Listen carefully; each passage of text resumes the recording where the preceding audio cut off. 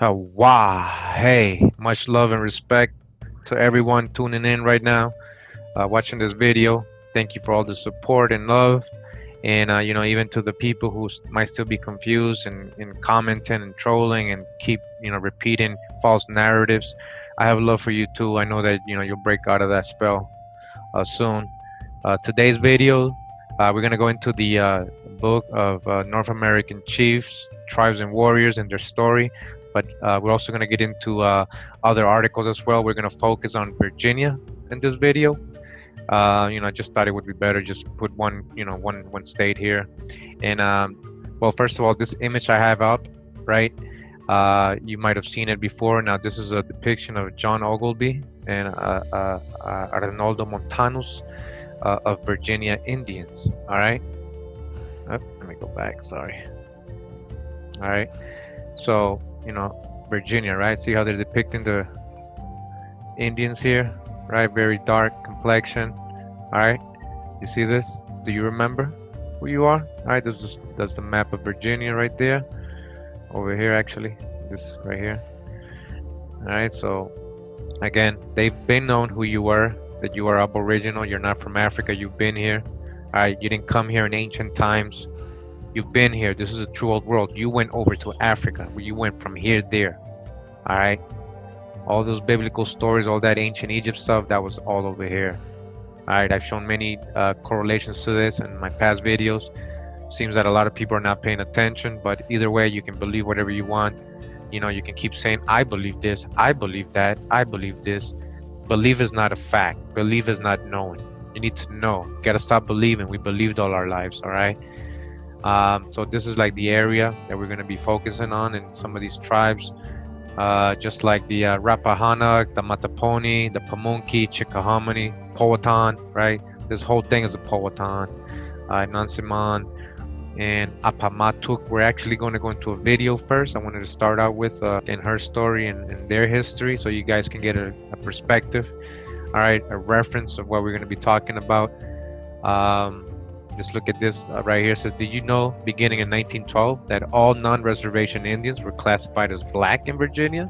Did you know that? All right. This is by the Virginia Bureau of Vital Statistics. Did you know that? All right.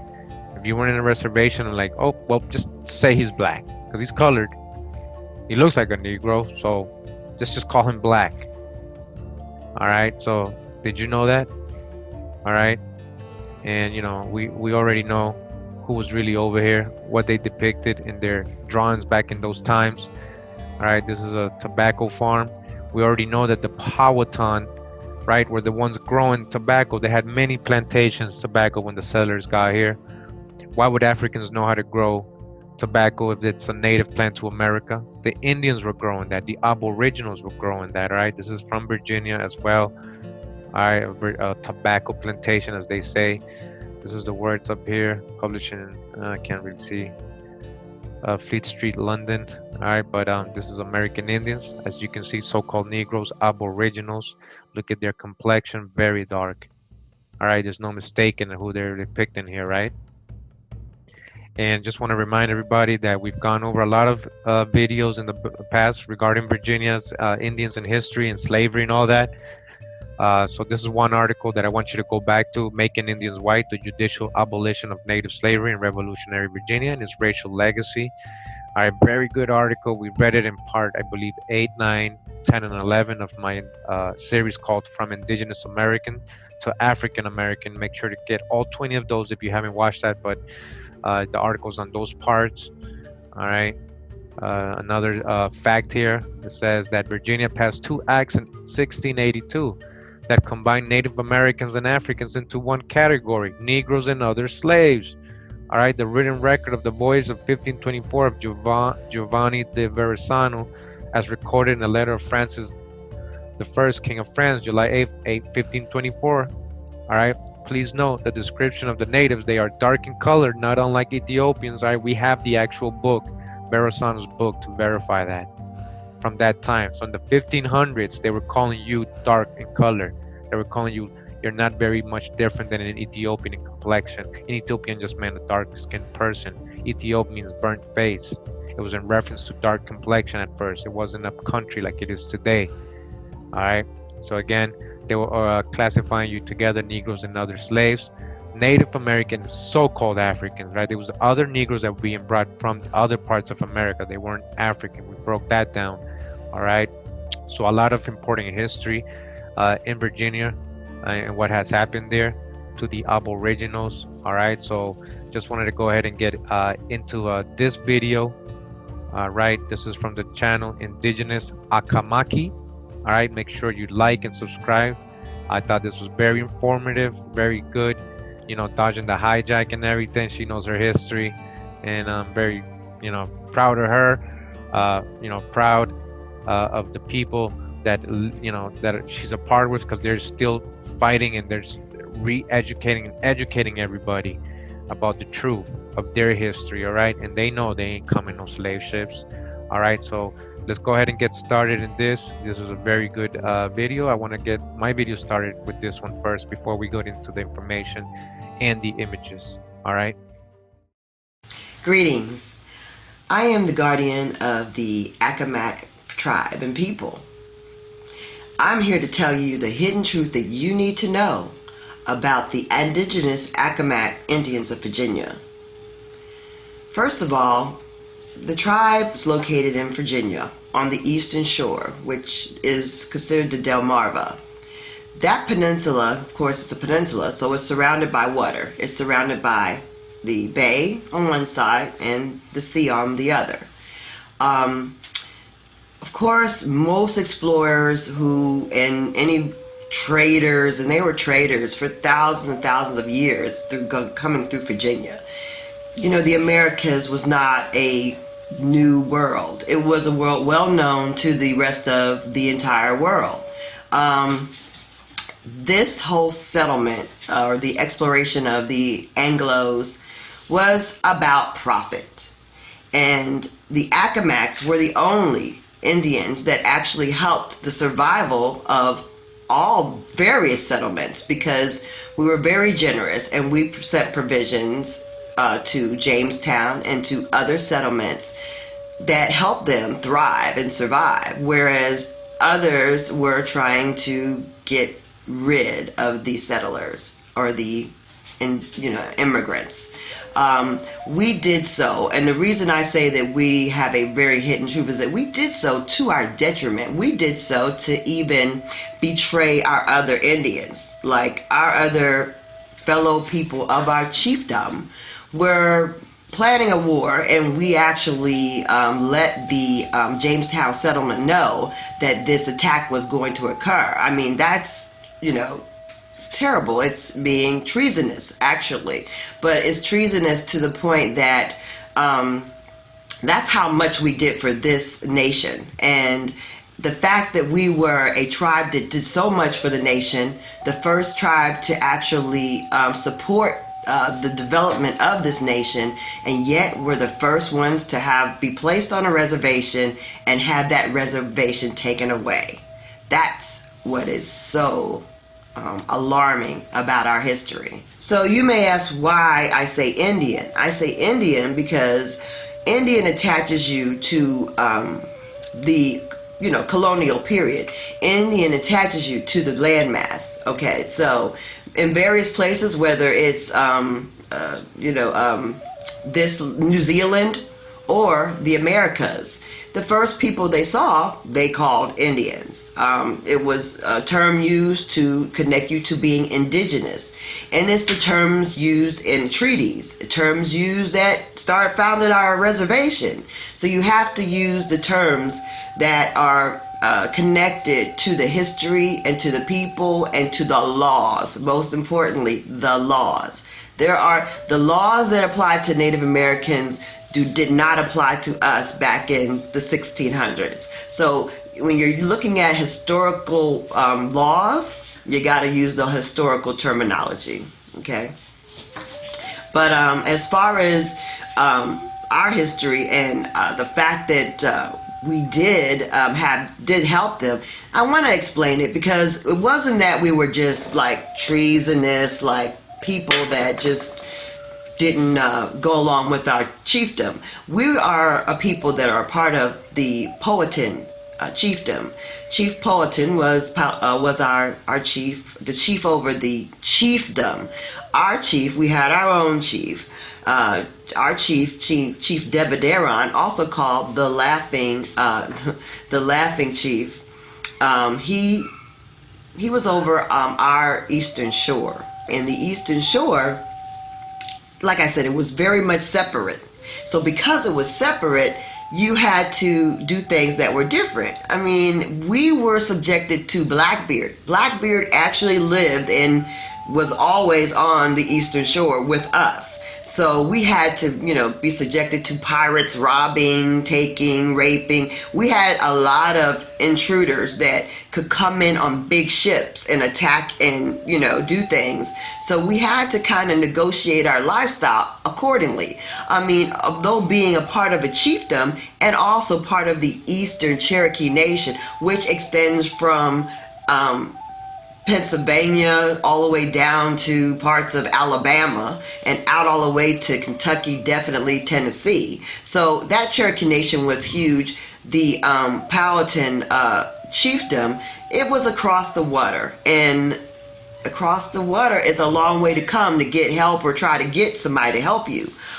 So we had to do things very independently, although we did pay tribute to King Powhatan. We had to make decisions that were a little different. In addition to that, let me be clear.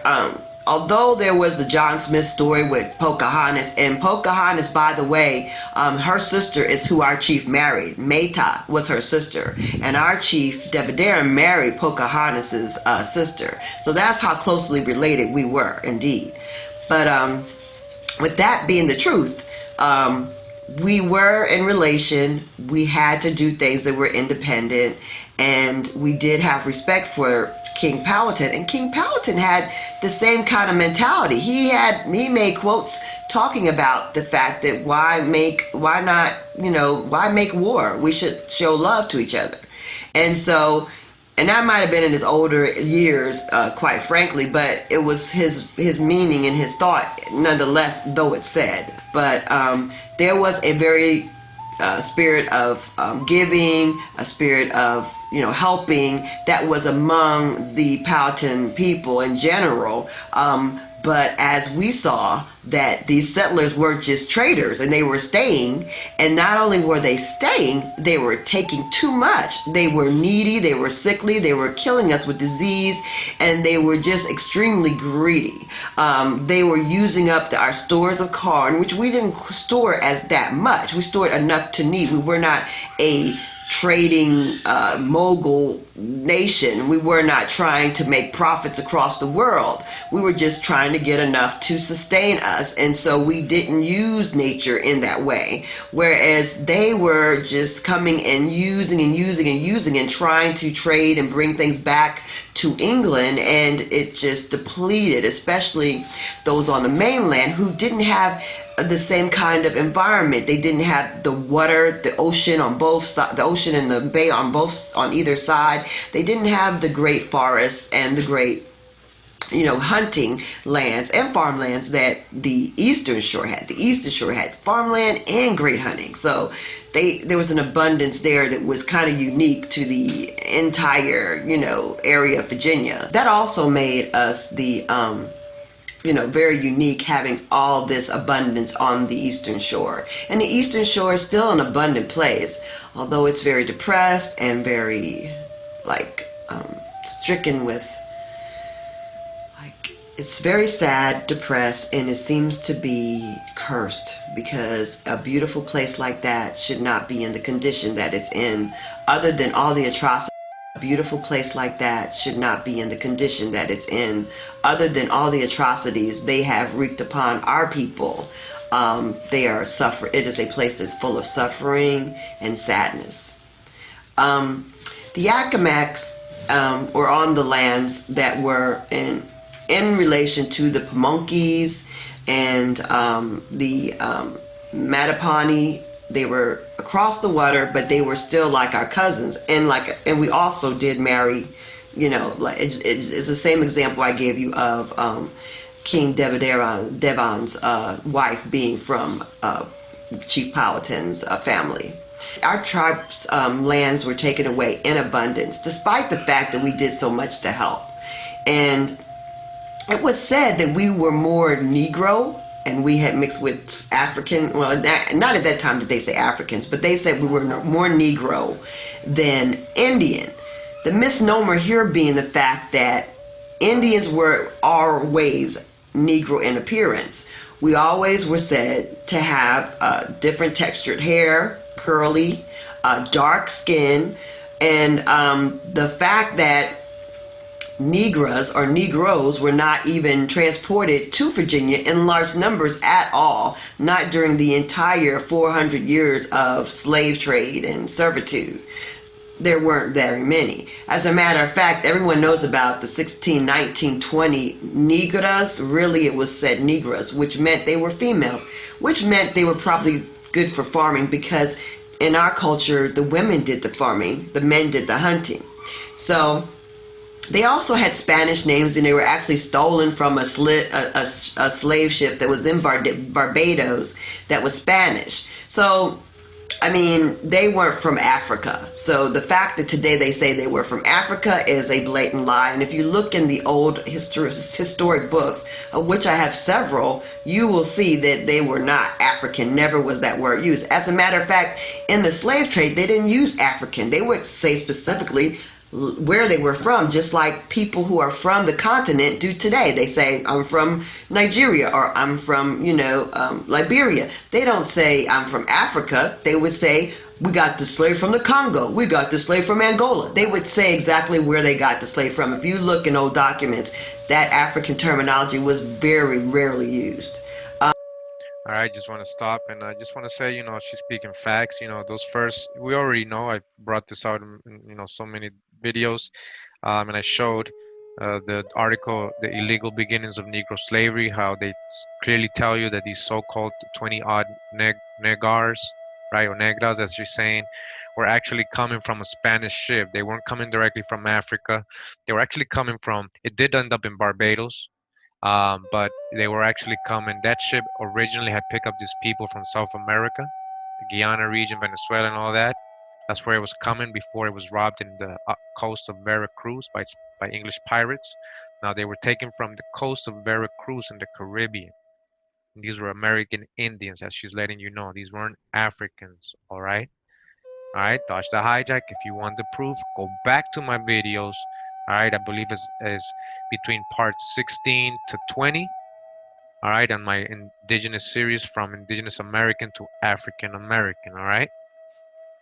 And so that being the case, and the fact that basically the slave trade, as they said, was not as much as what they had tried to make us believe, that only less than 250 some slaves were actually transported to North America for the whole entire period of servitude. That would mean that only in some places, in some colonies, only 80 some slaves came for the 400 years of slavery.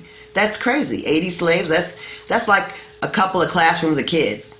Think about that. Anyway, the Powhatan chiefdom disappeared. That's the other thing.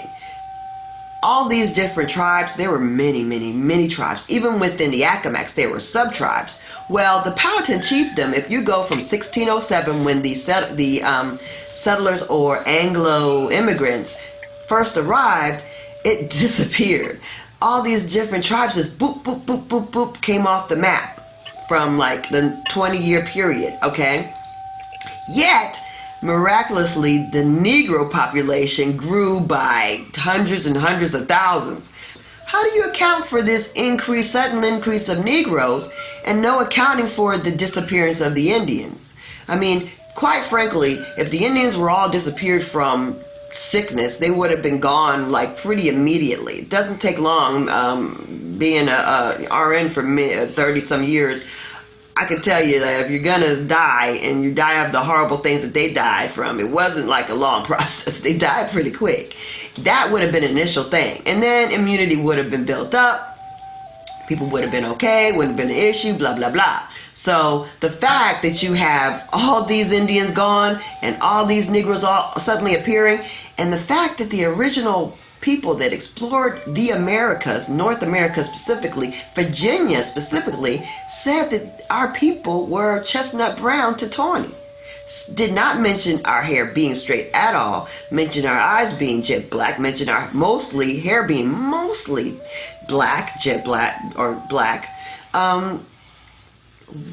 Why would you not think that there were already Negro people there? Why would you not believe that the indigenous people of Virginia were Negro in appearance? Everything that is written says we were. All right, so just want to, again, she's saying nothing but facts. I can verify everything she's saying. I have in my past videos. The proof is out there for you to research, and she's giving you a very logical fact. All right, so all of a sudden these tribes start disappearing, and the Negro population starts growing without any imports of slaves. Right, like the numbers don't match. Even when you go to slavevoyage.org, they don't match the populations that they're saying is Negro when they're talking about incoming or imported slaves. All right, so this is facts. She's giving you, this is common sense and logical thinking. All right, that she's trying to make you realize. All right, and we were. Let me also talk about the fact that we had many bands just in the Eastern Shore. A lot of people equate the survivors or descendants of the Accawmacks with this reservation that was made. This good old reservation was only 1,500 acres. And I know that sounds like a lot to people, but let me put it in perspective. Ensign Savage was a immigrant that was given to the Accawmacks as a guide or a interpreter or someone to learn the culture. This young man was said to be given 500 to 500,000 acres as a gift from the king. Now, of course, the idea of giving land and someone owning land in totality was not a custom or a law of the people that were Accawmack. We did not give away land. People did not own land. So this is a false statement and a false transaction. Okay, but I won't get into that. However, the reality is that's the thing. One man given 5,000 acres as opposed to a whole nation or a whole tribe being given 1,500 acres. Let's be real. Our own major king Debbie Devon, did not coincide with the chiefdom. So his sub-tribes, they were probably the same way, like-minded, independent thinkers, people that kind of made their own decision for their sub-tribe or their clan. The fact that this reservation was started did not mean that everybody just trekked to the reservation. No, we had several bands. As a matter of fact, I have books that actually outline many of those names and their chiefs' names. The Magathas, the Nassawatucks, the Mattawamies band or sub-tribe. There were multiple clans within each band or sub-tribe too. Our different bands and clans are supported by many different documentation. There were many sub-tribes, many bands. As far as the most important text that I refer to is Ye Kingdom of Accomack. That was written in the 1811, but actually refers back to the early 1700s, 1600s. And there were other branches, many branches, but the ones that I stuck out in my mind were the ones that relate to my family, mainly the Magathas. Also, there were Mattawamies, there were Nassawatucks. The Nassawatucks were at Elliot's Neck under King Tepeanpon. And then we had the Mattawanos who were at Hunger's Neck, and they had their own king as well that was mentioned. So these would be our relatives that were right there on the Eastern Shore in their own little nest, in their own little communities, okay?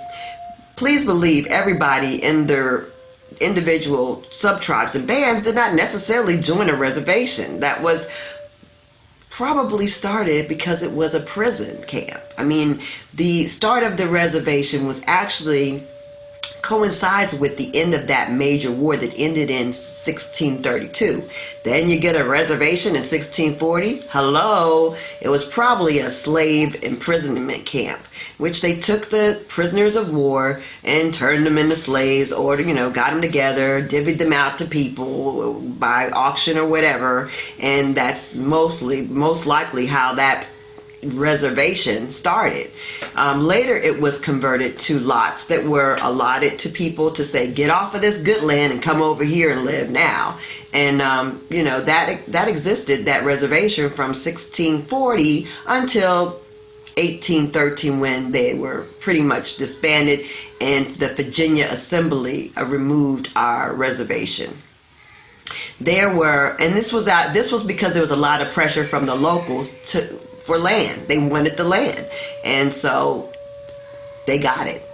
That being the case, let's be clear about this. The land was about profit, and the people were there not to be good Christians and help the Indians. They weren't there because they needed a good life of freedom. They wanted profit. The Virginia, if you look back to my information that I showed about the peninsula, the peninsula was at first a free land called, Accawmacke. You fast forward from 1607 to 1627, and you will see my picture that says Accawmacke Plantation. The entire peninsula was a plantation for profit and greed. And let me tell you, when they came here and you look at the very old works, the old diaries, the old accounts, the old logs, they say they're looking for everything, every plant, every mineral. They are looking for what they can make money for. They actually drew pictures, and that's why we have pictures of the people and pictures of the plant life and everything, because they were looking and sending back to their investors these pictures and this information. We can make money off of this for dye. We can make money for this because it's a good spice. We can make money off of the tobacco because it's fun. I mean, we can make money off the salt. They even had a plantation called Dale's Gift, in which they were boiling like 200 to 300 gallons of salt water to produce salt, and they were taken from a plantation to do so, and they worked like all day through the night doing that. It was a very dangerous occupation, and yes, it was all for profit. Everything about this new world was a profit. It wasn't love of freedom and justice for all. It was about profit for few. And the people that were taken here as indentured slaves, they were for profit too. So what I want to say is, this is the true tale of what began this country. This country was started on the generosity of a few, which led to the profit and the success of many. And the same people that made it possible for the success of this country had their land and their lives and their rights and their identity ripped away from them. And the ripping away of the true identity of the indigenous people is how this country began. Next time when I do another video, I'm going to tell you a little bit more about how this successfully was done, how we were actually transformed as a people that were Indian to people who were not, how our lands were taken away, and how it was possible that we actually forgot. I also want to talk about, in the future, a little bit about Nat Turner. Also, I'd like to talk about African Americans and the African slave trade and what indigenous people actually did look like in another video. I'd also would like to talk about how what we ate, our lifestyle, some of our natural cures and the things that practices that we had in a very light form. and also talk about indigenous farming. I like to share that and indigenous pottery making in future videos. So I hope you like and subscribe. In addition, if there's anything you'd like to know about, if you have any questions, or if you need to correct me on something, please leave it in the comments and I'll be glad to address it in a future video. Thanks. All right, right. So that was a great informative video. I mean, I thought so. And thanks for my boy Gator for sharing the link with me from the last video. He shared it with me, and I just thought it was awesome. So I wanted to share it with you guys. And it's funny because I was gonna do a video about Virginia Indians today, and this happens to be a video with information about indigenous Indians of Virginia, right? So that's how much the Most High works. That's the Great Spirit. He just brought it to me through my brother Gator. All right, this is the comment right here I was actually talking about, so you can see I ain't making things up. This was what, 8 hours ago, and it's Gator King. All right, Gator King. So much love to Indigenous Accawmacke, and make sure to subscribe to her and follow. Sounds like she had some more videos I need to go check up on. It's good info. If to make sure that if you have particular information about your tribe, please share with all of us, because there's a lot of information that I might not have. She's obviously from that tribe. She has information that I might never ever run into. So it's great to know, that what I research is actual, real situations, right? She's a real person, and she's telling me what I've researched matches what her story is, her oral story, her tradition, her history. You understand what I'm showing you? You got to break the spell. All right. All right. So today we're gonna get into the Chickahominy tribe and the Pamunky, I believe. So before we do that, I just found this article here, which correlates with what we've been trying to show, and what's been happening to almost all the aboriginal tribes, almost all of them. When they got misclassified and stuff. So this one's called Documentary Genocide: Families, Surnames on Racial Hit List by Peter Hardin. This is a Times dispatch from the Washington Correspondent from March 5, 2000. All right. So long before the Indian woman gave birth to a baby boy, Virginia branded him with a race other than his own. The young Pamunkey Indian mother delivered her son at Lynchburg General Hospital in 1971, proud of her Indian heritage. The woman was dismayed when hospital officials designated him as black on his birth certificate. All right, so her son was an Indian. She was an Indian. And what did they do? They still put black on his birth certificate. All right, black has no legal, weight. It means nothing. It's a crayon color. Why would they label somebody who is known Indian black? They threatened to bar his discharge unless she acquiesced. The original orders came from Richmond generations ago. Virginia's former longtime registrar of the Bureau of Vital Statistics, Dr. Walter Plecker. All right, so we got him and his story, who he was and what he did. Right, telling that they couldn't be called Indians anymore. They had to be labeled Negroes, colored, or white. All right. He believed there were no real native-born Indians in Virginia, and anybody claiming to be Indian had a mix of black blood. So anybody Indian? So why are all the Indians? Do they all look colored there? Is that why he's saying they must be black? So he's letting you know that that almost everybody there is colored. All the Indians in Virginia are colored, so they must be black. They have to have some black blood. What do you mean? What does that mean? Black blood? What does that mean? An aggressive policing the color line, he classified pseudo-Indians as black, even issued in 1943 a hit list of surnames belonging to mongrel or mixed blood families suspected of having Negro ancestry who must not be allowed to pass as an Indian or white. With hateful language, he denounced their tactics. Says here, quotes, like rats when you are not watching, they have been sneaking in their birth certificates through their own midwives given either Indian or white racial classification, Plecker wrote. 28 years later, the Pamunkey mother's surname still was on Plecker's list. She argued forcefully with hospital officials.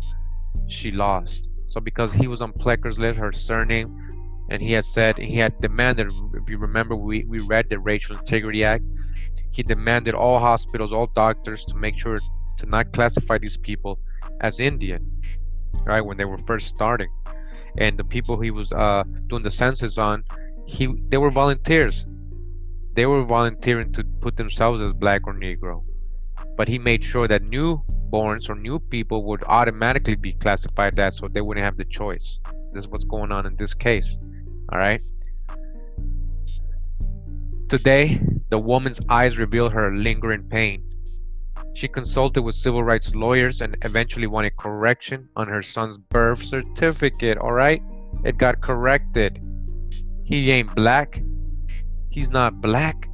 What do you mean black power? He's not black. Just because he's of dark complexion, he's a Monacan Indian. What the mother is, right? Isn't that their own law? I don't think the prejudice will ever stop, said the woman, who agreed to talk to a reporter only on a condition of anonymity. She waged a personal battle in modern times against the bitter legacy of Plecker, who ran the bureau from 1912 to 1946. A racial supremacist, Plecker and his influential allies helped shape one of the darkest chapters of Virginia's history. It was an epic of Virginia-sponsored racism. All right, so we've gone over a lot in my videos of the history, the true history of slavery in Virginia, and what was really going on in the 1600s, 1700s. We know that even before 1680s, 1670s, there was no slaves at all. They were all indentured servants. They were all indentured servants with a contract. Slavery didn't exist in that time like how you think. All right, and then it continued until the 1900s with Walter Plecker. They just kept trying to erase your name, right, as a nation, your surname, all right, and misclassify you, giving you crayon colors and tags. A physician born just before the Civil War, Plecker embraced the now discredited eugenics movement as a scientific rationale for preserving Caucasian racial purity. He saw only two races, Caucasian and non-Caucasian, and staunchly opposed their amalgamation. He was a white supremacist, racist, all right, and he was into the whole eugenics movement. You know what that was about, and if you don't know, make sure to get into it. All right, how they were trying to create a pure white race, just like Nazi idea, the whole Nazi idea, all that. All right. After helping win passage in 1924 of a strict race classification and anti-miscegenation law called the Racial Integrity Act, Plecker engaged in zealous campaign to prevent what he considered destruction of white or higher civilization. When he perceived Indians as threats to enforcing the color line, he used the tools of his office to endeavor to crush them and deny their existence. Many Western tribes experienced government neglect during the 20th century, but the Virginia story was different. The Indians were consciously targeted for mistreatment. Plecker changed racial labels on vital records to classify Indians as colored. Again, and we got his own words saying this in the Racial Integrity Act of 1924. We actually read it in one of my videos recently. All right, go back to it or just Google it yourself. All right, he was on purpose, right, changing racial labels on vital records and classifying Indians as what? Colored. Aren't you colored? Ain't your ancestors and your grandparents and everybody, weren't they called colored? That means they were Indians. All right, investigated the pedigrees of racially suspect citizens and provided information to block or annual interracial marriages with whites. He testified against Indians who challenged the law. Virginia's Indians refused to die out, although untold numbers moved away or assumed a low profile. Now, 8 surviving tribes recognized by Virginia in the 1980s are preparing to seek sovereign status from the U.S. government through an act of Congress. About 3,000 of the 15,000 Indians counted in Virginia in the 1990 census were indigenous to the state, experts say. Indigenous to the state. As they bid for federal recognition, more Indian leaders are talking openly about the injustice of Plecker's era. They gave a copy of his 1943 hit list to Virginia members of Congress along with other data in support of their bid. All right. Modern scholars have studied Plecker and the racial integrity era Their findings contributed to this article, yet he's not widely known today. They don't teach you about what he did today, right? I had to find out. I had to research this guy because they didn't tell us about him, what he did in school. It's not that we're trying to dig him up and re-enter him again, said Gene Atkins, assistant chief of the Eastern Chickahominy Tribe, Chickahominy. We want people to know that he did damage the Indian population here in the state, and it's taken us years, even up to now, to try to get out from under what he did. It's a sad situation, really sad, said Chief William P. Miles of the Pamunkey Tribe. He came very close to committing statistical genocide on Native Americans in Virginia, and it was paper genocide. Chief G. Ann Richardson of the Rappahannock Tribe spoke bluntly. Devastation, Holocaust, genocide. Those are the words I would use to describe what he did to us. She said, it was obvious his goal was the demise of all Native Americans in Virginia. We were not allowed to be who we are in our own country by officials in the government. They weren't allowing you to be who you are. For people of Indian heritage, Plecker's name brings to mind a feeling that a Jew would have for the name of Hitler. Alright? It's the same, said Russell E. Booker Jr., Virginia Register from 1982 to 1995. That view certainly is justified. Indeed, one Plecker, most chilling letters mentioned Adolf Hitler and not unfavorably. You see that? Supported Hitler. Our own indexed birth and marriage records showing race reached back to 1853. Plecker wrote U.S. Commissioner of Indian Affairs John Collier in 1943. Such a study has probably never been made before. Your staff member is probably correct in his surmise that Hitler's genealogical study of the Jews is not more complete. Plecker also used Hunting rhetoric in publishing a brochure on Virginia's vanished race. A month before his death in 1947, he asked, is the integrity of the master race with our Indians as a demonstration also to pass by the mongrelizations route? Alright, so he was a butthead and what did you call it? A butthole since he died, since the moment he died. Now since you're confronting an era. On Wooded Bear Mountain, miles up a country road outside Amherst, a visitor finds more evidence of new willingness to confront Plecker's era head on. It's the historical center of the Monacan Indian Nation, a one-room log schoolhouse dating to the 1870s is standing. Also, there are a simple white church and a small ancestral museum with a new sign proclaiming, history preserved is knowledge gained. Tribal activities and researcher Diane Chills digs into her files and pulls out for a visitor a dozen manila folders with photocopies of Plecker's letters covering 2 decades. The Monacans acknowledge the stigma and pain, the second-class status, the lack of economic opportunity, and the inferior education inflicted upon them in other Virginia tribes. Indian children were released to substandard colored schools. Their parents, wanting to keep an Indian identity, often declined to send them there. Alright? So if you send your child to a colored school, what would they do? Cut your hair, they'll try to Europeanize you, whiten you out, erase your whole identity as an Indian, and that's why the parents were like, no, I don't want to send you there. Often declined to send them there. It says some tribal children studied in lower grades at reservation schools or church sponsored schools like the one at Bear Mountain. Even in this history of oppression, some Monacans have found a value of a common identity. It's a horrible thing what he did to the Indian people, Shields said of Plecker. But you know what? It gives me a sense of belonging because I'm grouped with my own people. It kind of backfired with Plecker. He pushed the Indian people closer and gave us an identity. Her brother Johnny Johns is a tribal leader and electrical technician. He's 51, enrolled at Lynchburg College at midlife. He's been learning about the eugenics movement.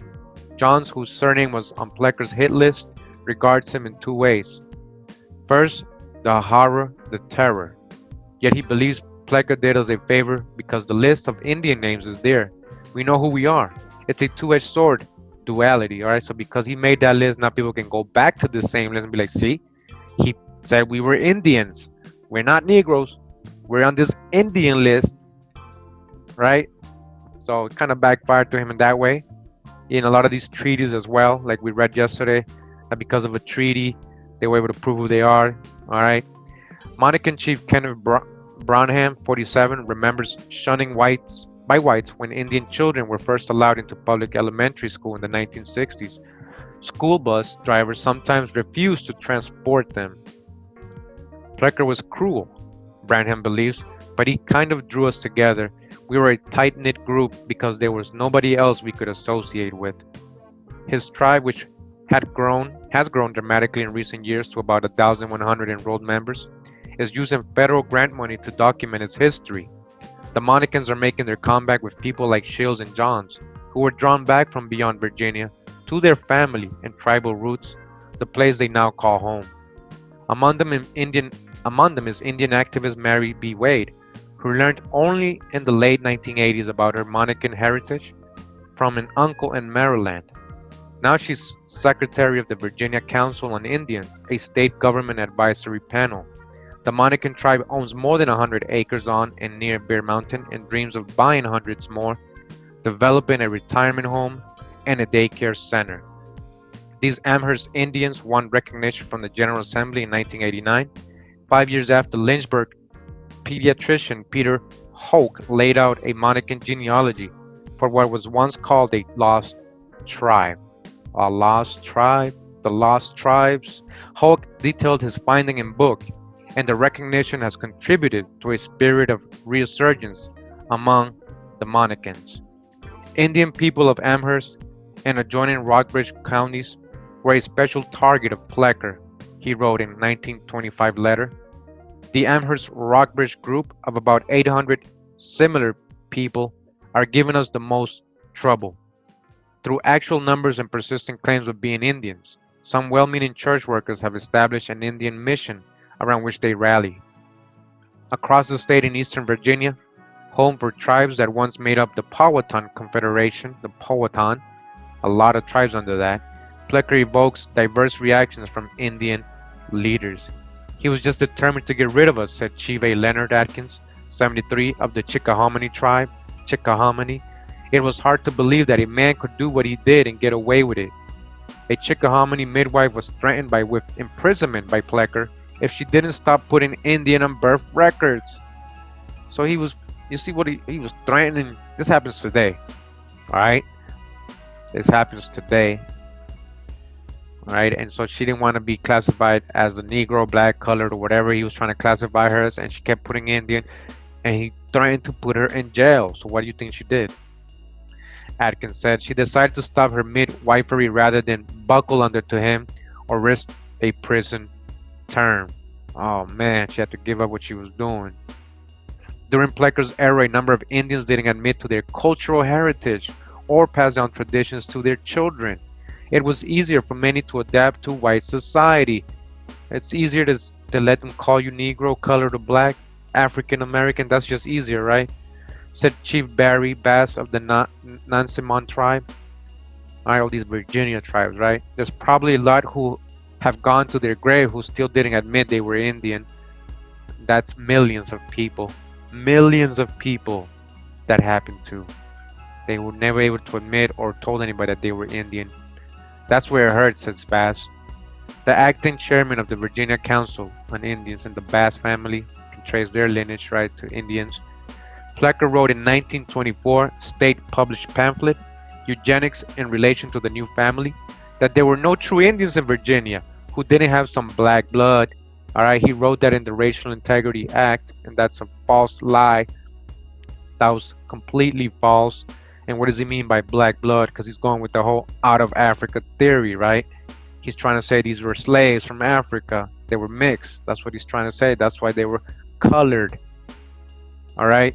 So Plecker says the same thing that some of my followers say, that, oh, well, there was slaves and they did come from Africa, and I ask them for the records and they still can't show them to me. So you're saying the same thing Plecker was saying. He later refined this to apply to native-born people in Virginia, calling themselves Indians. Alright?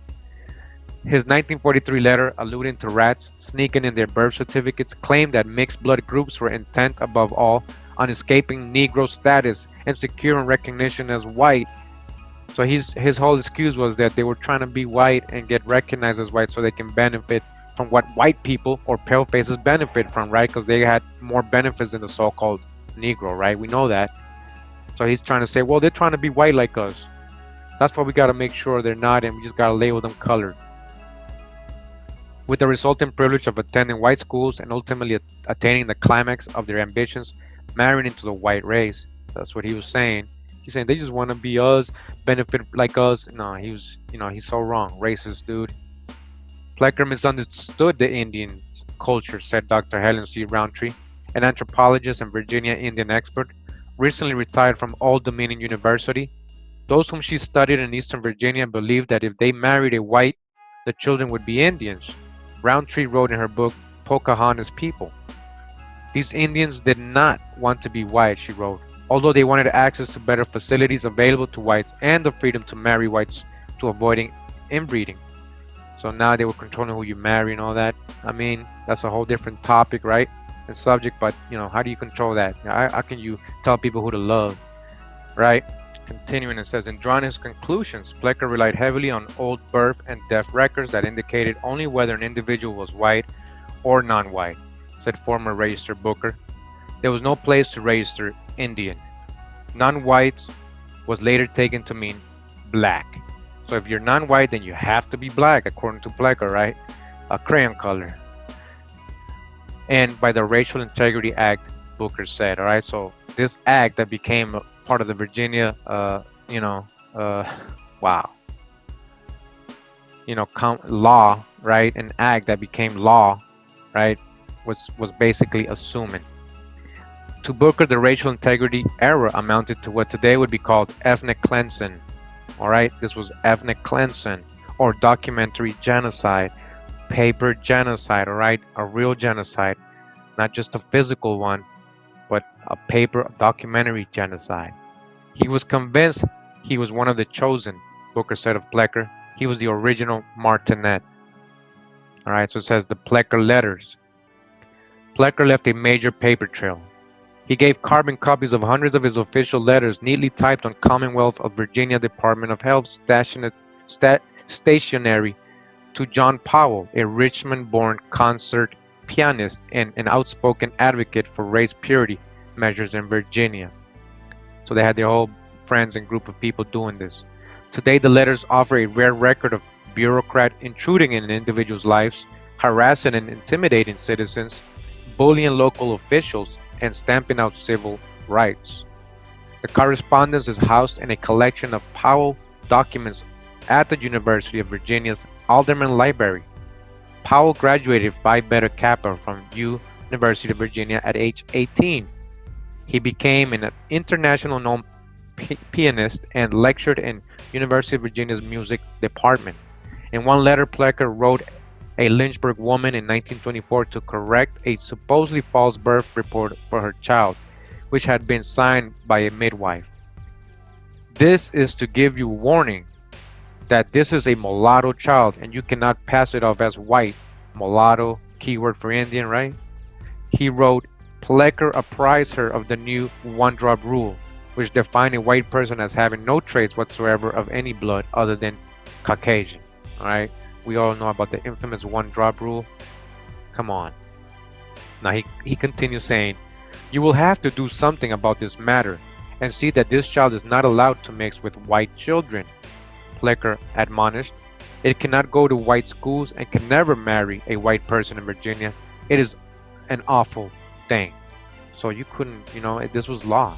Indians or people of color could not marry white people. He made that law with the Racial Integrity Act. So you couldn't love somebody that was classified as white or marry them. Now, whether you should do that, that's a whole different thing. All right, but I'm talking about that you're controlling people's lives here. All right. To a woman he knew to be from a respectable white family in Hampton, Plecker voiced surprise that she would ask about a license to marry men of mixed African descent. Dodge the hijack. There's no African here. I trust that you will immediately break off entirely with this young mulatto man. Oh, so I thought he was mixed. He's a mulatto. He's classified as mulatto. That's why you're calling him a mixed African. But we know that Indians were being called mulatto. and census records on purpose. All right, so you dodged the hijack. Plecker threatened a Fishersville woman with prosecution in 1944 for a birth record he contended hid her Negro lineage. Her Negro lineage? What do you mean? What is that? What is a Negro lineage? All right, what are you talking about? You have to name tribes and nations. What do you mean? Dark complexion, lineage? What are you talking about? After the war, it is possible that some of these cases will come into court. We might try this one. It would make a good one if you continue to try to be what you are not, Plecker warned. So he said, stop trying to be what? Of Negro lineage? Is that what he's saying? He warned her, right?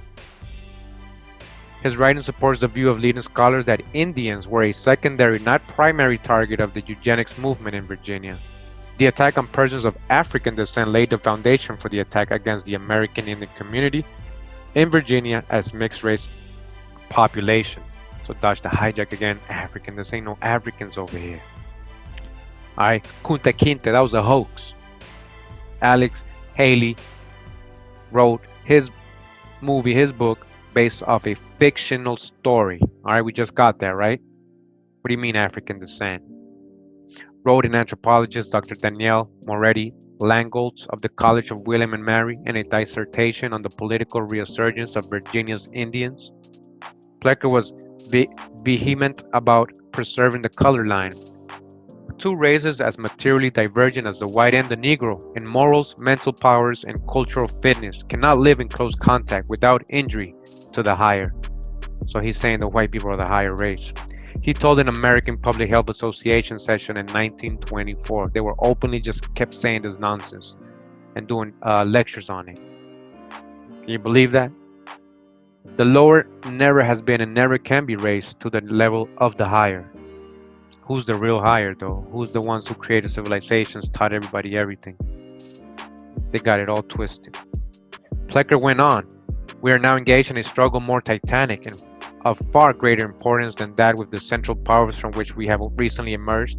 He added, many scarcely know that the struggle which means the life or death of our civilization is now in progress and are given it, he concluded. Let us turn a deaf ear to those who would interpret Christian brotherhood to mean racial equality. All right. This is his words. All right. So now we're at the part that says rise to power. We're almost done with this article. It says he had risen to become Virginia's first register at a time when segregationist Jim Crow laws and attitudes already were securely in place in the South. There was already racist situation, things going on there, views, people in power. In the eugenics movement, Plecker and allies found a basis in science for their extremist thinking, according to scholars who have studied him. Plecker was born on April 2nd, 1861 in Augusta County. He died at age 86 in August of 1947 when he failed to look before crossing the street on Chamberlain Avenue in Richmond and was hit by a car. Oh, karma? Oh, man, he couldn't escape his karma. Schooled at Hoover Military Academy in Staunton, he attended the University of Virginia and graduated with degree in medicine from the University of Maryland in 1885. For about 25 years, he practiced as a country doctor. After joining the health department of Elizabeth City County, all right, we're going to get into Elizabeth City County, all right, who was living there, what Indians and who they are referred to as today. We're going to see that thanks to our brother Opemiha. Now the city of Hampton. He set up a system for keeping health records and vital statistics, earning that county a national reputation. In 1912, he came to Richmond to help state officials organize the Bureau of Vital Statistics, and he was tapped at its first register. So he was the first register, all right? Births, deaths, and marriages would have to be reported to the Bureau. He was a pioneer in the health of the newborn, said former register Booker, who as a youngster delivered the newspaper to Plecker's Richmond home. He wrote what I thought was an outstanding book for midwives. Plecker was drawn to the eugenics movement, which held that society and mankind's future could be improved by promoting better breeding. He was among eugenics adherents who believed in the supremacy of white genetic stock, the inferiority of other races, and the threat that mixing with the white race will lead to a decline or destruction. To push for law to preserve racial integrity, Plecker teamed with Powell and Tennessee-born Ernest S. Cox, author of the book titled White America. All these racist people he teamed up with. Powell was a leading founder of the Anglo-Saxons Club of America, an all-male native-born group started in Richmond in September of 1922, and a year later claiming to have 25 posts statewide. Plecker was a member. Its goals were preservation of Anglo-Saxon ideals and the supremacy of the white race in the United States of America, without racial prejudice or hatred, according to its constitution. This was the clan of aristocracy, the real gentleman's clan, said J. David Smith of Longwood College, a eugenics expert. All right. Newspaper accounts at the time detailed the link with former Richmond KKK members. The Richmond Lodge of the KKK seceded in 1922 from the national organization, according to news accounts. All right, these are all KKK people. A lawyer for some of the former Klansmen said the national group was judged to be a rampant anti-Catholic organization instead of an organization to maintain white supremacy. The Ku Klux Klan in Richmond organized the Anglo-Saxon Clubs of America, and the local organization is known as Richmond Post Number 1. All right, you see that? The lawyer went on to say in the Times Dispatch. Powell wrote in correspondence later that the Anglo-Saxon clubs had no connection whatever with the KKK and were in no sense unfriendly to the Negro. In 1924, the General Assembly adopted race purity legislation championed by the Anglo-Saxon clubs and promoted by Plecker, Cox, and Powell. It would stand until a landmark 1967 ruling by the U.S. Supreme Court. All right. The Racial Integrity Act was one of the nation's strictest. It defined white person for the first time using the one-drop rule and went beyond earlier state law against intermarriage by making it illegal for whites to marry any non-whites, including Asians who were basically white. All right, so, that's when they defined what a white person is. This was in 1924. So when you see white in the census records before that, what did they mean? You get what I'm saying? However, the law permitted persons with 1/16th American Indian blood and no other non-Caucasian blood to be classified as white. That was a nod to descendants of Pocahontas, some of whom counted themselves among the first families of Virginia. Some leading state newspapers, including the Times Dispatch and the Richmond News Leader, endorsed the race purity goal. The Times Dispatch editorialized in 1924 that race intermingling would sound the death knell of the white man. Once a drop of inferior blood gets in his veins, he descends lower and lower in the mongrel scale. All right, you see how racist, how rude, how evil these people are, the way they view things. This newspaper also gave Powell a platform, publishing 2 years later a 13-part series of his articles titled The Last Stand and describing what he called Virginia's decline in racial purity. Plecker, meanwhile, lent support for black separatist Marcus Garvey Back to Africa movement. Okay? This is very important. Major drop right here. And I've been trying to tell you, right? And this is whose friend? Drew Ali's boy, right? Marcus Garvey, Drew Ali's boy, right? What happened? Plecker was supporting him. Why was he supporting Marcus Garvey?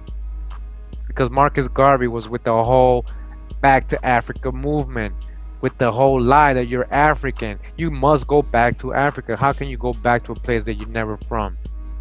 Marcus Garvey, to me, was an agent, one of the descendants of these so-called black people that came and helped invade. I can't see it no other way. And if you want to take it biblical, he might be a Canaanite. All right, if you want to take it there.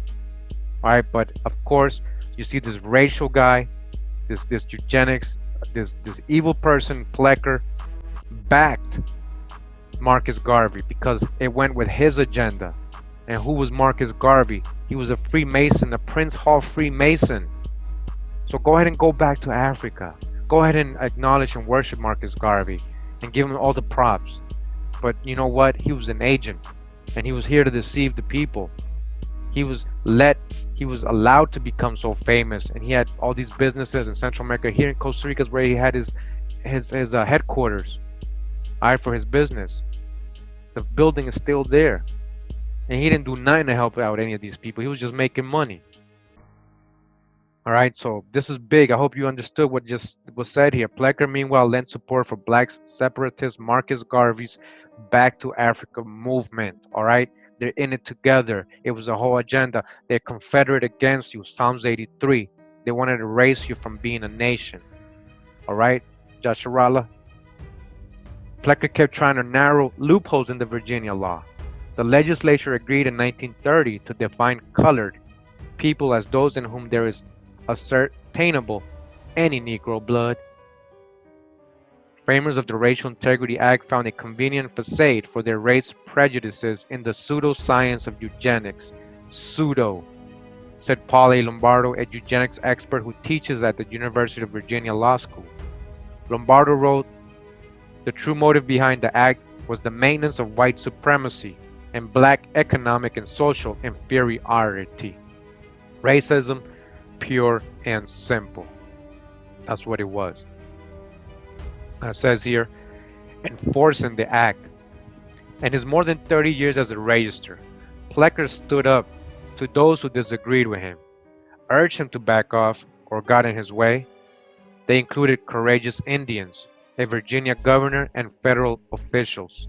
Some people were imprisoned for violating the Racial Integrity Act, but a number of juries wouldn't convict. There were legal challenges to act and Plecker's enforcement, but it took the U.S. Supreme Court in 1967 to void Virginia's anti-miscegenation law.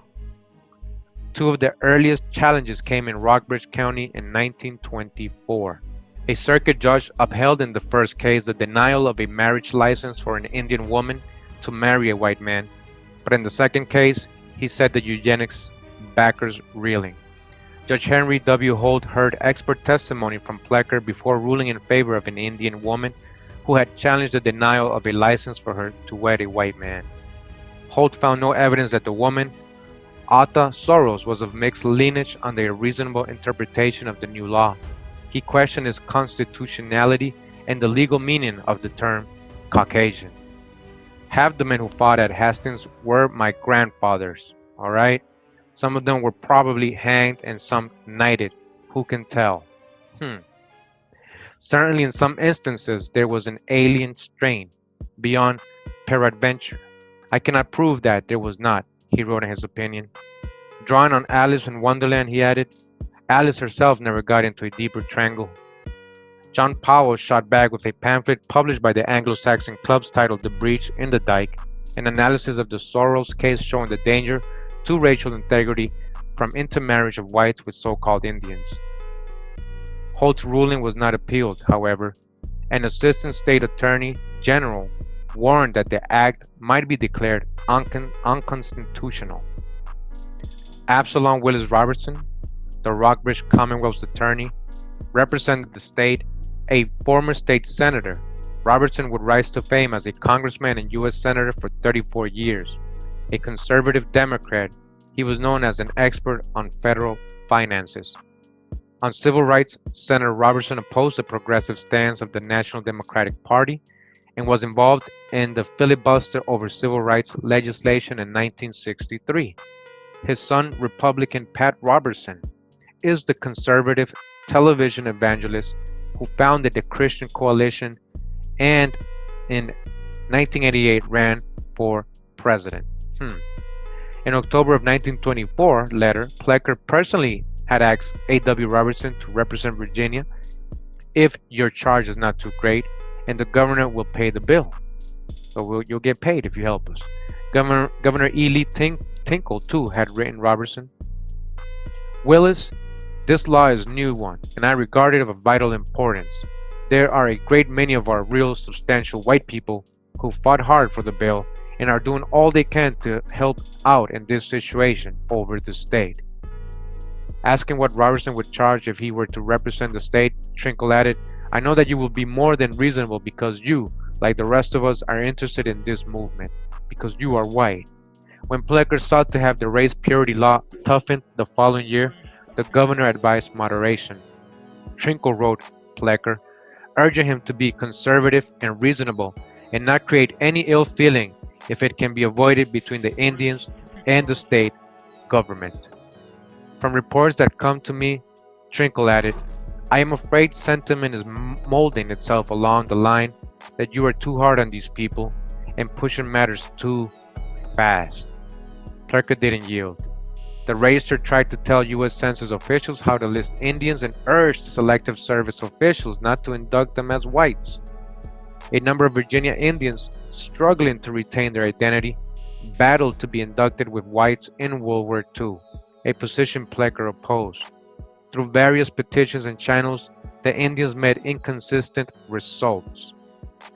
Three Rappahannock men who refused induction with blacks were prosecuted and sentenced to prison, but they later were allowed to pass the war years by laboring in hospitals as conscientious objectors.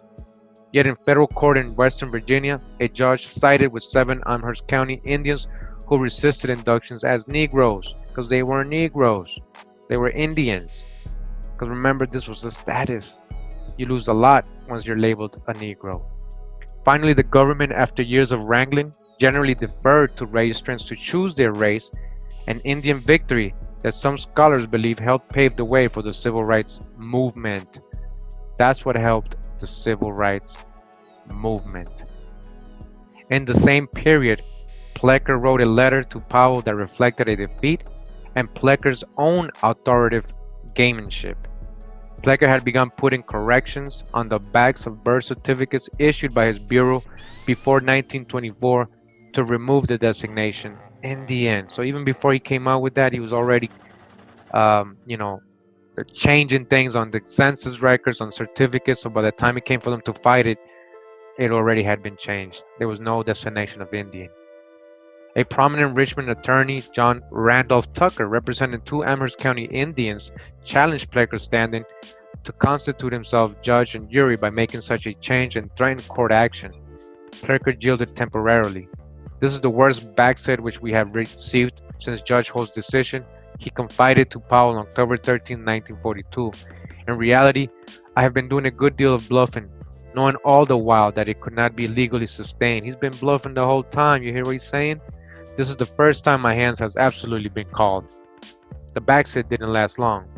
The General Assembly voted in 1944 to allow the register to put on the backs of birth, death, or marriage certificates data that would correct erroneous racial labels on the front. Alright, so they had to start putting notes on the back saying, yo, this was not correct, this is the correct one. Plecker died in 1947, but his legacy survived. Not until 13 years after the Warrens Court landmark 1954 desegregation decision in Brown versus Board of Education was the intermarriage ban in Virginia's Racial Integrity Act overturned. You see, you couldn't marry, if you wanted to marry somebody who was white and you're black, you couldn't do that until 1954 legally.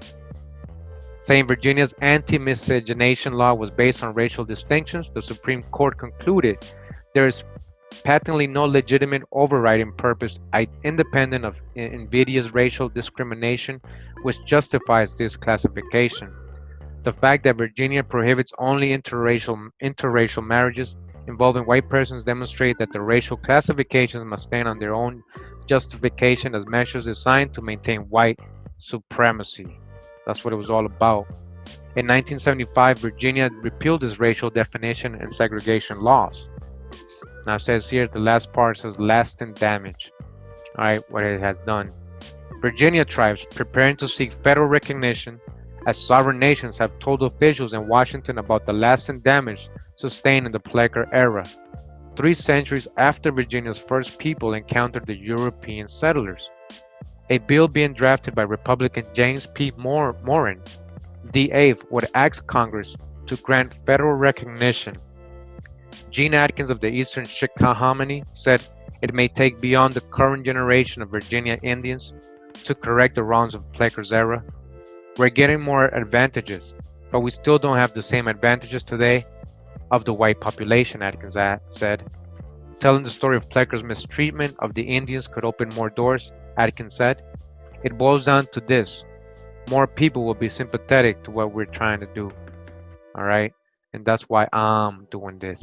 All right, telling the story of Plecker's mistreatment of the Indians. It's very important that you know what happened. All right, because a lot of you holding on to Africa.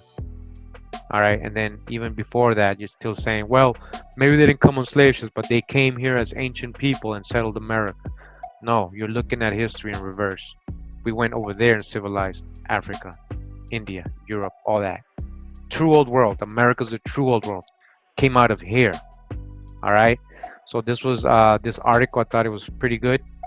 All right. Brief of what was going on in this time. We can keep getting reminded of what was going on. Please go back to my past videos regarding the slavery and this statutory acts that were going on in Virginia. How we broke that down. It was all Indians. They were labeling you Negro. All right. They were labeling you mulatto. They were putting color in your census. We showed real census what these people happened to. We showed Open Mija's relative being labeled white. 10 years later, he was black. All right. So, this really happened, and it did affect your ancestors a lot. All right. So we're talking about Virginia. So let's just continue. All right. So we're still in the book of North American tribes, chiefs, warriors, and their stories. Portraits of 200 years after colonization, circa 1880s. And again, this is brought to us by the brothers at the North American Aboriginal Society, or N.A.A.S. All right. Again, these are the tribes represented in this volume. I believe he's going to work on other volumes. All right, all these tribes you see right here. Again, North American Aboriginal Society bringing us this book that we've been going over. So much love and respect to you. All right, now we're gonna talk about the Chickahominy. Look at some info of them and some images of the Chickahominy people. All right, I've shown this before in my previous videos. Some really good pictures of the Chickahominy. All right, so let's go ahead and read a little bit about them. It says the Chickahominy are a federally recognized tribe of Virginian Indians who primarily live in Charles City County, located along the James River midway between Richmond and Williamsburg in the Commonwealth of Virginia. This area of the Tidewater is not far from where they lived in 1600 prior to English colonization. They were officially recognized by the state in 1983 and the federal government in January of 2018. Alright, so they got state recognition in 83, but they didn't get federal until 2018. This was 2 years ago almost. Yeah, basically 2 years ago. Alright, this just happened. They just started recognizing who you are, and it's not over. You have to battle, just like all these tribes battle to get recognized. You have to battle now individually to get recognized, and try to find your tribe. Try to do your genealogy, see what location and region you came out of your family, and you might get you might know what tribe was there during those times, and you might find something. All right, so make sure to do that. There's more information on the Chickahominy here. Make sure to get that, read that on your own. All right, let's go to the images. All right, so we begin with the Chickahominy Indians here, posed in regalia in 1923. I've shown this image before. It's gone around the internet a lot. All right, so let me just alright,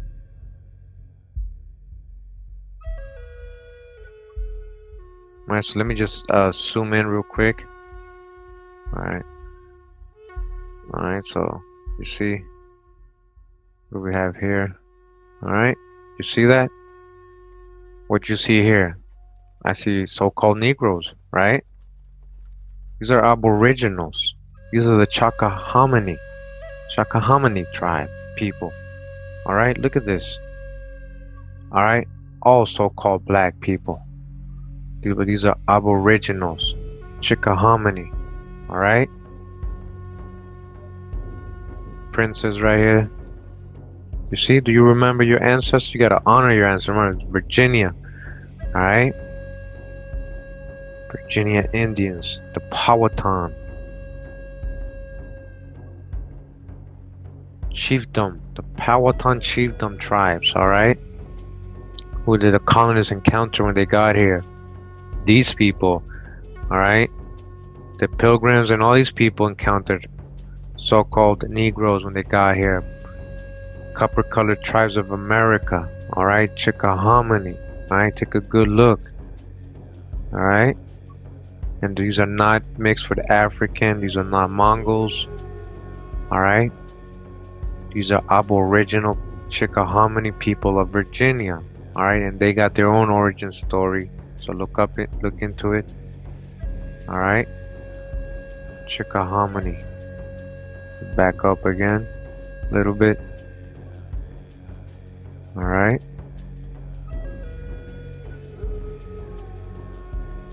They never showed me an Indian like this. Not in school. I mean, they never showed me Indians like this in school when I was growing up in elementary or anything like that. Not even in high school. And still today, they still don't. Alright, we got another image picture here of Chickahominy. People, says among those photographs are Mary Holmes, first from left, Curtis J. Wynn, third from left, and Lee Holmes, fifth from left. Alright, I'm gonna zoom into this picture for you. Alright, just go right here. You see this brother here at the end. Alright, who's that right there? Look at his complexion. Today would be called an African American today. Alright, you see? Alright, you see these two right here? This person back here, very copper colored, very dark skinned. Today, again, will be called an African American. Black people, Black Americans. You gotta dodge the hijack. There's no mixture here with African at all. There's no African mixture here. Dodge the hijack. Alright, so Chickahominy Indians. Alright, Chickahominy Indians. Do you remember who you are? What are you waiting for to reclaim? Alright.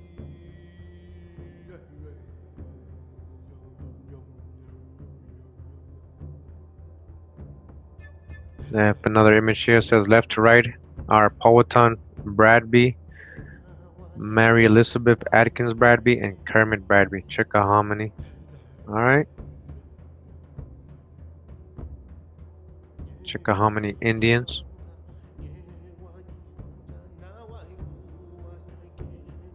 A Chickahominy aboriginal copper colored tribe of America. Now we got Susie Henry Atkins, Chickahominy as well. Alright, you see? This is a so-called Negro woman, or what would be called a so-called Negro woman today, so-called African American, but she's a Chickahominy Indian. Alright, take a good look at the ancestor right here. Honor and remember the ancestors. There's no African mixture here. There's no runaway slave story here that mixed with Indians. No, this is a purebred Chickahominy Indian aboriginal from Virginia. Alright, take a good look.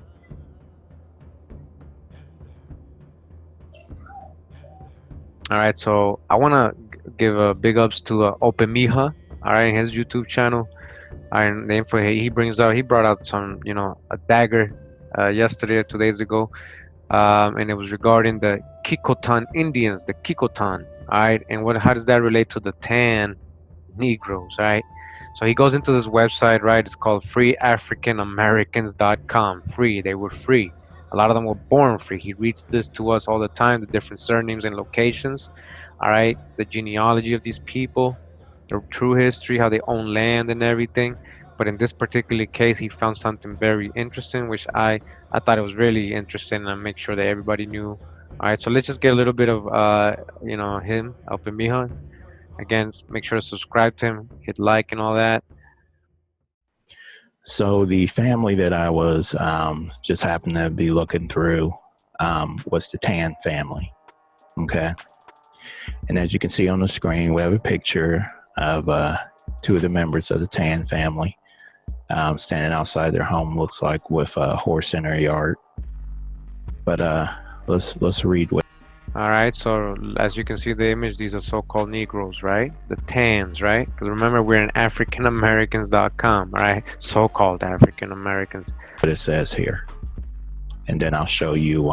So he's gonna talk about their story, their history a little bit. Let me just It says John Kecoughtan, born about 1636, had been the slave of the whole family of Charles City County, Virginia, for about 29 years on October 14th, 1665, when he appealed to the governor and council of Virginia for his freedom. So, of course, we're going to dodge all hijacks. We're going to understand and overstand what we're reading. So just, keep that in mind. All right, so yeah, keep that in mind for sure, right? Because he was an indentured servant, actually. All right, it's not about slave. So what's interesting here is the last name that he's referred to, because he's Tann, but he's right here as referred to as John Kecoughtan. So we got the Tann, but we got the Tann at the end, the Kecoughtan. All right. All right, so let me just go a little bit ahead. John Kecoughtan, or Kecoughtan. Now pay attention to how these names are being spelled, and I'll show you the correlation in the hijack. Born about 1670, was a 7-year-old mulatto boy, bound until the age of 24 on November 3rd, 1677, when Stephen Lewis sold the remainder of his indenture to William Edwards by Surrey County deed for 2,500 pounds of tobacco. All right. So many things here to point out. First thing, they're calling him a mulatto, right? A mulatto boy. Mulatto. But I thought he was an African. You see, they call him a mulatto. And remember, that's a key word right there. A lot of times that just means Indian. All right. And again, what did it tell you? He was bound until the age of 24. He wasn't a slave. He was a bound, indentured child. Remember, we just got indentured children. All right, in Rhode Island, the Narragansett and all that, we got Indians, native indentured children. All right, so he was bound, and then his indenture was sold to William Edwards by Surrey deed for 2,500 pounds of tobacco. All right. So whatever was left over in his contract, John Kecoughtan, it was sold to William, his contract, his indenture. You see, they was selling your indenture around, your contract, your service. They were selling your service around. All right. He was called a mulatto boy named John Kecoughtan. All right. So he goes into it. He's letting you know. Open Me has let you know that he was like interested in finding out about the name, the Kecoughtan and all that. So he Googled it, I believe. Let me see. John Kecoughtan. So scroll up to him. And then the spelling of the name here. Okay. So let me show you the hijack for these families. So let me show you, find the origins, different spellings, surname origin. Virginia was originally Kecoughtan, Virginia, I found. So it takes you to this Wikipedia page where it says Kecoughtan, Virginia. And let's read. Kecoughtan in Virginia was originally named Kecoughtan, also spelled Kecoughtan, so all the different spellings of that surname. The name of the Algonquin Native Americans living there when the English colonists arrived in the Hampton Roads area in 1607. So that's a bomb right there. So it's telling you that the surname Kecoughtan or Tann actually comes from this Native American or American Indian group of people. So that's undeniable proof as far as I'm concerned. So let's keep reading. All right, so boom, major boom, like Opie said, man, and that's a major boom. This surname that eventually became the Tann, which was, given to or a lot of so-called Negroes had, right, in this area and region. Was actually a Native American word. It was a surname of family, an Indian tribe of Virginia, the Kecoughtan, all right? So Open Mija letting us know. Now, I looked into it a little bit more. I found these blogs talking about it, very interesting. Now, what I realized, because in the blog it says that they were actually part of a Virginian tribe. I found this website, which was listed there. It's Access Genealogy, a free genealogy website. Actually very good. I was looking into it, and I'll go into they have all these tribes here in Virginia, so you can go to by state. You can find the tribes by state. I went to Virginia, and it lists all these different tribes here. So I went to Powhatan Indians, right?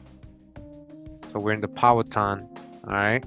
And then it gives you the different, says Powhatan sub-tribes constituting this group are as follows, all right? And it gives you all these tribes, right? And look at one of them right here, Kecoughtan in Elizabeth City County, Kecoughtan, all right? Kecoughtan, all right? Then we got Old Kecoughtan, right? Old Kecoughtan. This is another scholarly thing from the William and Mary Quarterly, Volume 9. And it's telling us Old Kecoughtan. There are records of Elizabeth City County, the details of a suit and ejectment, which are interesting not only for the legal phases that illustrate the course of law in the colony, but for the information they gave about early settlement of Elizabeth City County. When the first immigrants arrived in Virginia, they found an Indian village near Point Comfort. All right. You see, this is where they landed, supposedly in 1619, Point Comfort. All right, this first so-called Negroes. All right, called Kecoughtan. There was an Indian village called Kecoughtan or Kecoughtan. There was in the neighborhood a large open country of 2,000 or 3,000 acres in which the Indians raised their corn. All right, you hear what's going on? Who's these Indians? Today, they are the Tanns. They became Tann. They was always Tann when you're talking about complexion, right? Kecoughtan. But they were Indians. They were aboriginals. Today, they're known as African Americans or Negroes, colored people, free people of color, or in that website, as it says, free African Americans. How they African Americans of their Kecoughtan Indians, of sub-tribe of the Powhatan, who actually met the first colonists, all right? Who had a large open country of 2,000 or 3,000 acres, 2,000 or 3,000 acres, in which the Indians raised their corn, beans, and tobacco. Tobacco. Who was raising tobacco? Indians, not Africans. This is a native plant of America, tobacco. Again, Powhatan. We got another source telling us they were the ones who had plantations, large plantations of beans, corns, and tobacco. On July 9, 1610, because of the Indians of Kecoughtan captured and killed Humphrey Blunt at the point on James River in Warwick County. Oh man, it keeps going. You guys want to read this? All right, so I had to sign in real quick so we can continue reading it. I have an account with JSTOR. This is free to read online. If you just do it, take advantage. Let's see if we can go to that part. At the point of James River in Warwick County, and then we went to the next page. It says, which still bears his name. Sir Thomas Gates set upon the Indians, whose chief was Porchins, a son of Powhatan, and drove them away from their habitations. All right, to secure his new conquest, he erected at the mouth of Hampton River 2 small stockades, about a musket shot apart, and about 2 miles from the fort called Fort Algernon, already established in 1608 at Point Comfort, and called them Fort Charles and Fort Henry. But that's deep. You see how it just how Open Mija found that, and we went into it, all right, in a different way.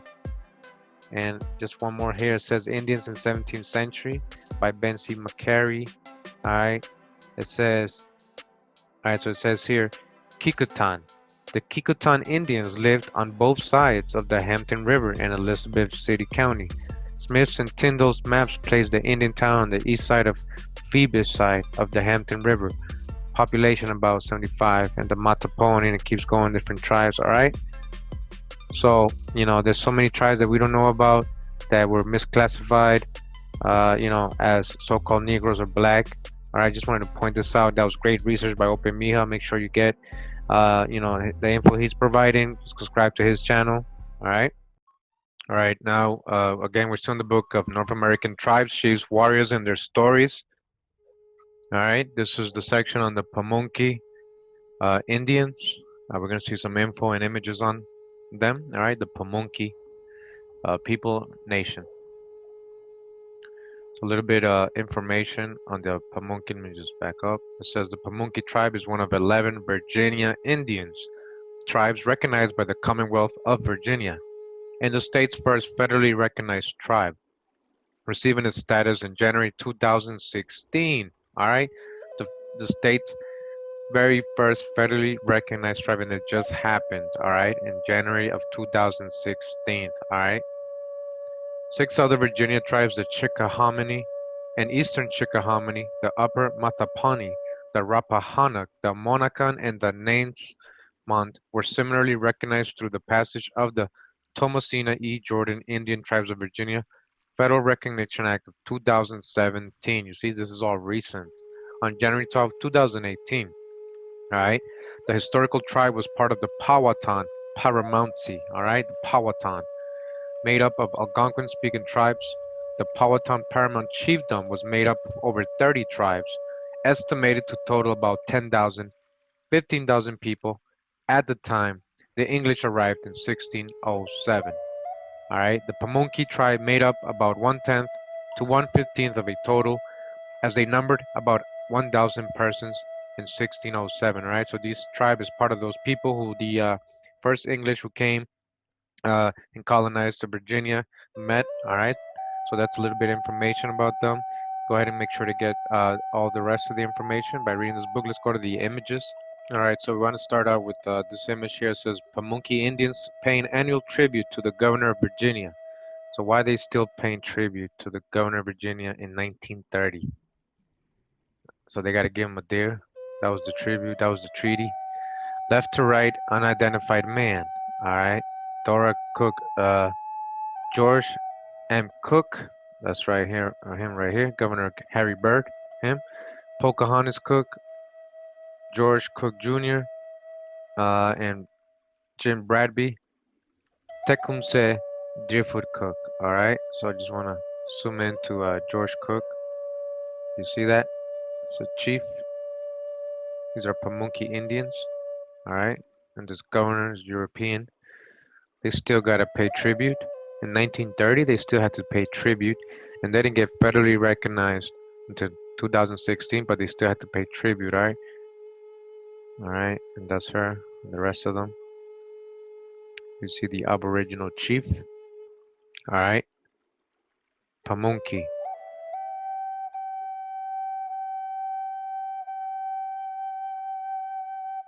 With the deer. All right, this image right here says this is a Pamunkey group during the Jamestown Exposition of 1907. And I've read about this image, all right, and I think they're reenacting the Pocahontas scene where she's pleading the tribe not to kill John Smith, right? He was a lot older than her. She was very young. These are Pamunkey people, all right, and I just want to show you her right there. Who is that right there? Are you going to say she's not a so-called Negro, or what they would call today an African American? All right, Pamunkey. All right. Doing a reenactment of Pocahontas. All right. Copper-colored tribes of America, aboriginal Pamunkey woman right here.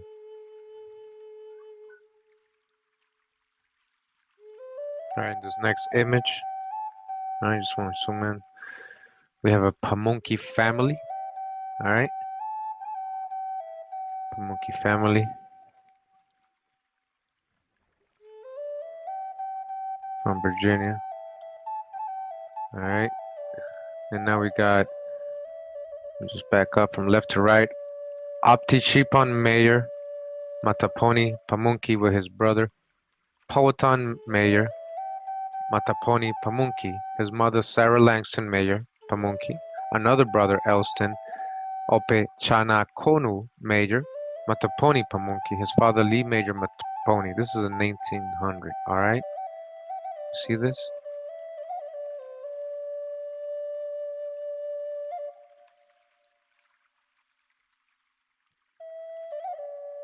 Aboriginal Pamunkey. See? Woman and her children. Mattaponi Pamunkey. All right? Copper-colored tribes of America.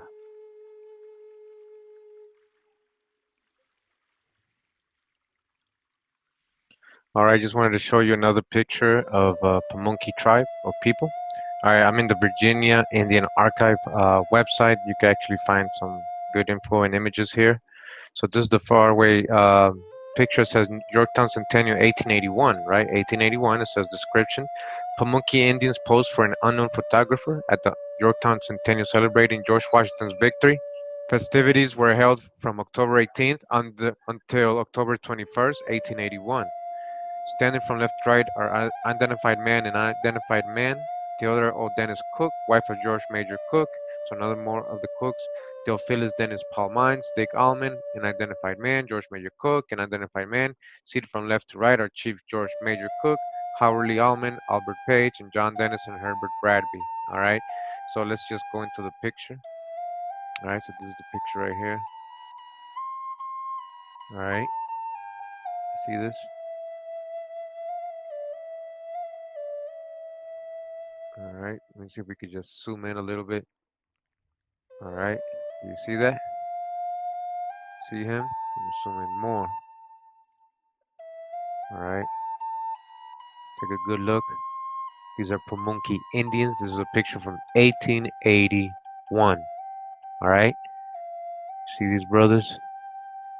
All right, some of them may not look like how you want them to look, but these are all Pamunkey Indians of the same tribe. All right.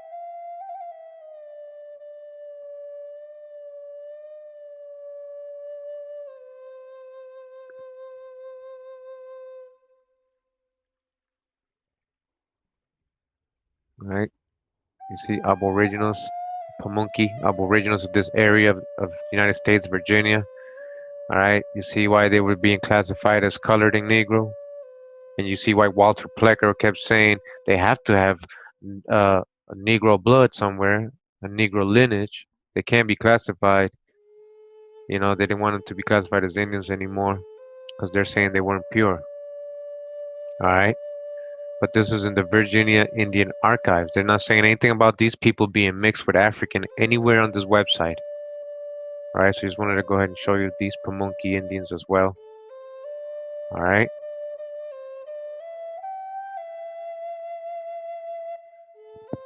All right, so we continue in this book with the Mattaponi tribe or people, the nation of. All right, and let's get a little bit of the info. It says the Mattaponi tribe is one of only two Virginia Indian tribes in the Commonwealth of Virginia that owns reservation land, which it has held since the colonial era.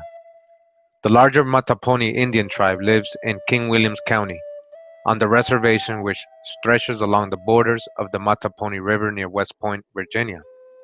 The Mattaponi were one of 6 tribes inherited by Chief Powhatan in the late 16th century. The tribe spoke an Algonquin language like other members of the Powhatan chiefdom. The paramount chiefdom of the Powhatan numbered more than 30 tribes by the time the English arrived and settled Jamestown in 1607. In addition, a Mattaponi band had long been settled outside the reservation at an unincorporated hamlet called Adamstown, located on the upper reaches of the Mattaponi River. This has been identified as Indian land in records dating to the 17th century. In 1921, this upper Mattaponi tribe of Adamstown organized as an official group. They have been recognized as a tribe by the Commonwealth of Virginia and owns 32 acres of land in Hanover County. Federal status was granted to the Upper Mattaponi tribe through the passage of the Thomasina E. Jordan Indian Tribes of Virginia Federal Recognition Act of 2017. All right, on January 12, 2018. All right, recent. All right, so more information on them. Let's go to the images. All right, so this image is of Nanny Tuppence Major Mattaponi. All right. So right here, let me just zoom out a little bit. All right. Nanny Tuppence Major Mattaponi. All right. Another image here says Mattaponi girls and boy. All right. Let me just zoom in.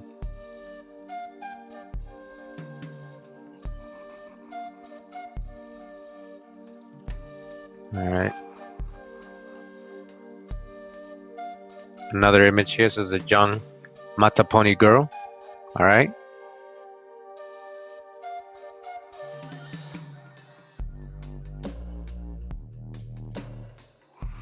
Mattaponi.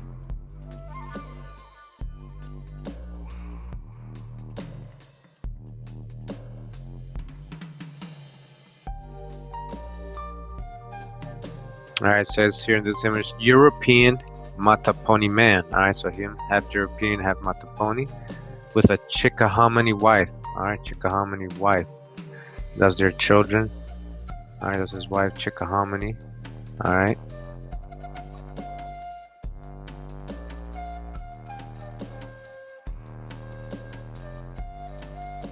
All right.